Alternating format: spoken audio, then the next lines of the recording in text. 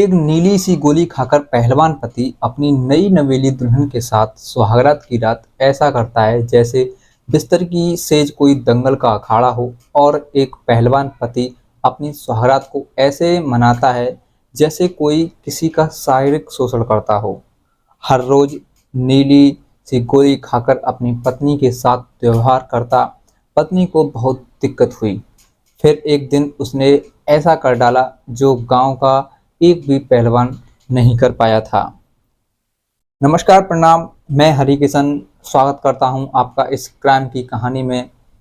शुरू करने से पहले आपसे बस एक छोटी सी रिक्वेस्ट है कि अगर कहानी पसंद लगे, स्टोरी पसंद आए तो वीडियो को लाइक, कमेंट और शेयर जरूर कीजिएगा। और अगर चैनल पर पहली बार विजिट कर रहे हों तो चैनल को सब्सक्राइब करना ना भूलें, जिससे मेरा मनोबल बढ़ता रहे और मैं आपके लिए ऐसी सच्ची सच्ची घटनाएं जो कि हमारे समाज में घटी हैं और घट रही हैं उन्हें आपके सामने सफलतापूर्वक सुनाने का साहस कर सकूं। चलिए दोस्तों, कहानी की शुरुआत करते हैं। हर साल जब गांव में कुश्ती का दंगल लगता तो वीरू अखाड़े में उतरता और अगले ही मिनट सामने वाले को धूल चटा देता। बच्चे उसे हनुमान मानते थे, बूढ़े उसकी पूजा करते थे और जो लड़कियां थीं वो उन्हें अपना भविष्य मानती थीं, उन्हें वो अपना सपना समझती थीं। लेकिन किसी को नहीं पता था कि वीरू जो दिन में हीरो लगता था, रात को शैतान बन जाता था। वीरू की शादी हुई शहर की एक सीधी सादी पढ़ी लड़की गुड्डी से। गुड्डी को बस इतना बताया गया कि लड़का पहलवान है।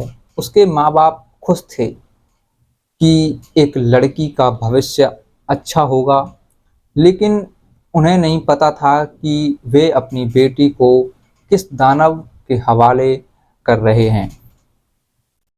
शादी की रात जब सब थक कर के सो गए तब वीरू ने अपनी जेब से एक नीली सी गोली निकाली, पानी पिया और फिर बोला। वो अपनी पत्नी गुड्डी से बोलता है, आज मेला तुझे दिखाता हूँ गुड्डी, सुहागरात नहीं अखाड़ा है ये। गुड्डी सहम गई। उसने अपने जीवन में ऐसा कभी नहीं देखा था।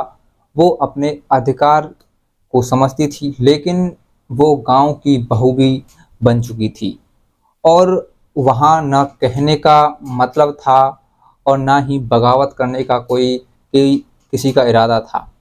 उस रात जो हुआ वो ज़बरदस्ती थी और अफसोस ये हर रात का नियम बन गया।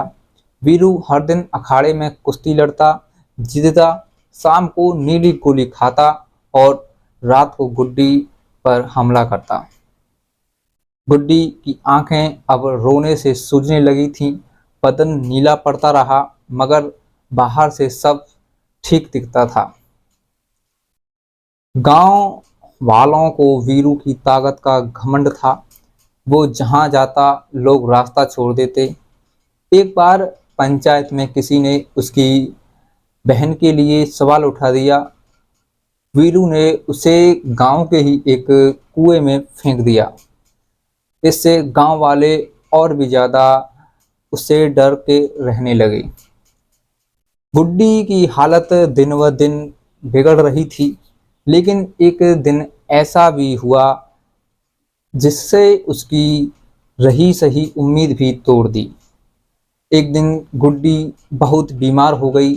डॉक्टर ने कहा, अगर अब इस लड़की को आराम नहीं दिया गया तो इसकी ज़िंदगी खतरे में पड़ जाएगी। गुड्डी ने अपने माँ बाप को फ़ोन किया और रोते हुए कहा, मुझे यहाँ से ले चलिए पापा, नहीं तो मैं मर जाऊंगी।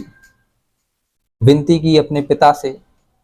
माँ बाप फौरन आए और गुड्डी को मायके ले गए। वो सोच रही थी कि अब शायद चैन मिलेगा, लेकिन कुछ ही दिन बीते थे कि वीरू पहलवान गांव में आ धमका। वो दरवाजे पर खड़ा होकर चिल्लाने लगा और बोलता है कि कहाँ है तेरी बेटी, सुना है भाग आई है। मेरी जागीर है वो और तेरे जैसे लोगों से मैंने उसे खरीदा है, पैसे दिए थे तब तूने गुड्डी की शादी मेरे साथ की थी। गुड्डी के खिलाफ चेहरा शर्म से झुक गया पिता का। उन्होंने कभी किसी से बेटी के बदले पैसा नहीं लिया था, लेकिन वीरू ने गांव की पंचायत को दिखाने के लिए उनके खाते में 2 लाख रुपए ट्रांसफर कर रखा था, दहेज नहीं तोहफा कहकर। वीरू ने माँ को धमकाया, अगर गुड्डी को नहीं भेजा तो इस घर में आग लगा देंगे, राख कर दूंगा घर को, ऐसा वीरू ने कहा। गुड्डी अंदर से कांप रही थी। वो जानती थी कि अब उसके पास सिर्फ 2 रास्ते हैं, या तो वो जिंदगी भर चुप रहकर जीती रहे, या एक दिन उसके अंदर की चुप्पी दहाड़ बन गई। गुड्डी वापस ससुराल लौटी, लेकिन अब वो पहले वाली गुड्डी नहीं थी। अपने मोबाइल में वीरू की हरकतों की रिकॉर्डिंग शुरू की। उसने गांव की औरतों से धीरे धीरे बात करनी शुरू की। उसने चुप्पी को भी सुना। उसने वीरू की गोली की फोटो ली, उसकी हर रात की जबरदस्ती का सबूत इकट्ठा किया। जिस तरह से वो उसके साथ में शारीरिक संबंध बनाता था, उसने उसे रिकॉर्ड कर लिया। एक दिन गांव में बड़ा दंगल रखा गया। जिले से अफसर आने वाले थे। वीरू ने फिर जीत हासिल की और पूरे गांव में तालियां बजाई गईं उसके लिए। लेकिन हुआ कुछ दोस्तों ऐसा, उसी रात वीरू जब नीली गोली लेकर आया तो गुड्डी ने भी अपनी तैयारी करके रखी थी। उसने वीरू के पानी में ऐसी बूटी मिलाई जो मांसपेशियों को शिथिल कर देती थी, मतलब मांसपेशियों को खड़ा नहीं होने देती थी। जैसे ही वीरू ने गोली खाई और गुड्डी की ओर बढ़ा, उसकी टांगें कांपने लगीं और वो गुड्डी से बोला, क्या किया है तूने मेरे साथ? उसने घबराहट में ऐसा बोला, पूछा। फिर गुड्डी ने जवाब दिया, अब तेरा मेरा खेल खत्म हुआ वीरू, अब से मेरा दंगल है। गुड्डी ने घर में रखी वीरू की कुश्ती की गदा उठाई।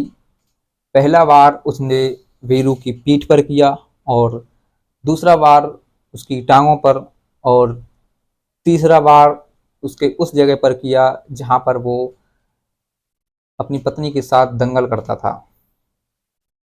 वीरू चीख रहा था, गुड्डी छोड़ दे, माफ कर दे, मैं तेरा हाथ जोड़ करके अभिनंदन करता हूँ, मुझे छोड़ दे। गुड्डी बोली, तूने मेरी इज्जत को बार बार रौंदा है, अब तेरा घमंड अभी यहीं टूटेगा। गांव वाले आवाज़ें सुनकर दौड़ पड़े। दरवाज़ा टूटा। वीरू खून से लथपथ था। पुलिस आई। गुड्डी ने रिकॉर्डिंग दी, जो तस्वीरें दी, मेडिकल रिपोर्ट दी, गांव की महिलाओं के बयान दिए। वीरू को अस्पताल ले जाया गया।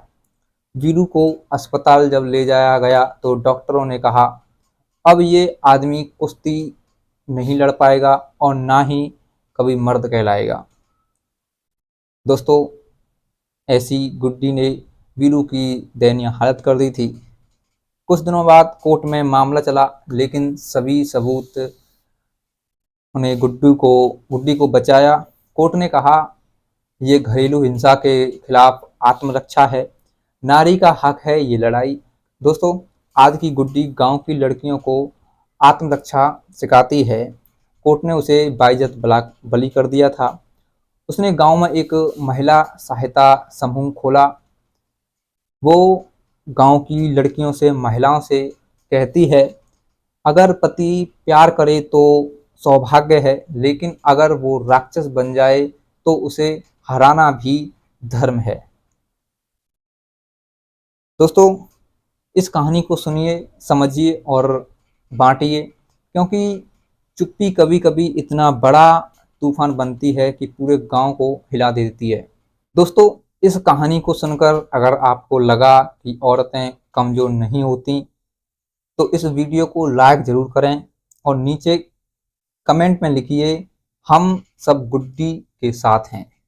और अगर आप चाहते हैं कि ऐसी और भी सच्ची कहानियां आपको सुनाता रहूं, तो चैनल को सब्सक्राइब कर लीजिए, वीडियो को हर जगह शेयर कर दीजिए। दोस्तों, जाते जाते आपसे एक बात कहूँगा कि दंगल सिर्फ मिट्टी में नहीं होते, कभी कभी रिश्तों में भी लड़े जाते हैं। चलिए दोस्तों, मिलता हूँ अगली किसी ऐसी सच्ची घटना के साथ, सच्ची कहानी के साथ। तब तक के लिए जय हिंद, जय भारत।